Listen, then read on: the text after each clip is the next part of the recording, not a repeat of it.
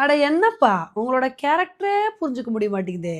ஆப்கானிஸ்தான் கூட 2 super over வரைக்கும் மேட்சை கொண்டு போய் அவ்வளோ கஷ்டப்பட்டு வின் பண்ணீங்க.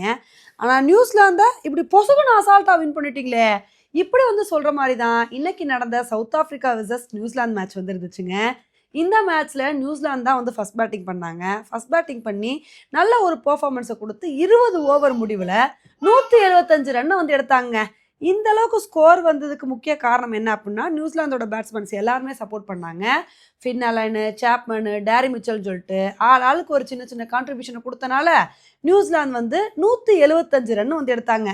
இந்த ஒரு ஸ்கோரை பார்த்தோன்னே நம்ம என்ன எதிர்பார்த்தோம் அப்படின்னா, அப்பா சவுத் ஆஃப்ரிக்காவுக்கு ஆப்கானிஸ்தானே மாறின பயத்தை காட்டிட்டாங்க. அப்படி இருக்கும்போது நியூசிலாந்து சும்மா விடுவாங்களா? சவுத் ஆஃப்ரிக்கா இந்த மேட்சை வந்து டஃப்பாக கொண்டு போய் தான் வந்து வின் பண்ணுவாங்க, இல்லைனா நியூசிலாந்து கூட வின் பண்ண வாய்ப்பு இருக்குது அப்படின்னு இப்படி தாங்க தப்பு கணக்கு போட்டு வச்சுருந்தோம். ஆனால் சவுத் ஆஃப்ரிக்கா இருந்துக்கிட்டு அப்பா ஆப்கானிஸ்தான் டஃப் கொடுத்ததுல நாங்கள் உஷாராயிட்டோம், நாங்கள் எப்படி பேட்டிங் பண்ணுறோம் பாருங்க அப்படின்னு சொல்லிட்டு ஒரு சூப்பரான பர்ஃபார்மன்ஸ் வந்து கொடுத்தாங்க. இதுலேயும் மார்க்ரம் இருந்துக்கிட்டு நான்லாம் அவ்வளோ ஈஸியாக விட மாட்டேன், நான் எப்படி விளையாடுறேன்னு மட்டும் பாருங்கன்னு சொல்லி மனுஷன் அதிரடின்னு பட்டையை கிளப்பிட்டாரு.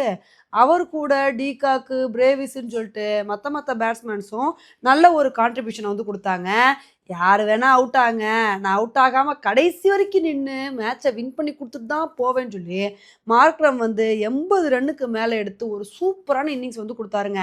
அவர் கூட டேவிட் மில்லரும் சேர்ந்து கடைசி வரைக்கும் வந்து விளையாண்டனால இந்த மேட்சை சவுத் ஆஃப்ரிக்கா 18வது ஓவர்லே 7 விக்கெட் வித்தியாசத்தில் ரொம்ப ரொம்ப கம்ஃபர்டபுளாக வின் பண்ணிட்டாங்க.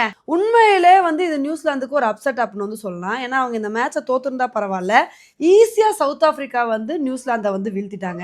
ஆனால் சவுத் ஆஃப்ரிக்கா பார்க்கும்போது ஒரு கட்டத்தில் பயமாக இருக்குங்க. ஏன்னா ஒவ்வொரு தடவையும் அவங்கள சோக்கர்னு சொல்லிட்டு பயங்கரமாக உசுப்பேத்தி விட்டாங்க. ஆப்கானிஸ்தான் கூட நாங்கள் விடாமல் போராடி வின் பண்ணுவோம்னு சொல்லிட்டு 2 சூப்பர் ஓவர் வரைக்கும் கொண்டு போய் மேட்சை வின் பண்ணாங்க. இன்னொரு பக்கம் நியூசிலாந்தையும் புரட்டி எடுத்துட்டாங்க. போன தடவையே சவுத் ஆஃப்ரிக்கா நாங்கள் T20 வேர்ல்டு கப் ஃபைனல் வரைக்கும் வந்து கப் அடிக்காமல் போயிடுச்சு, அதனால் இந்த தடவை எப்படியாவது கப்பு அடிப்போம்னு சொல்லிட்டு வெறித்தனமான ஒரு பர்ஃபார்மன்ஸ் வந்து கொடுக்குறாங்க போல.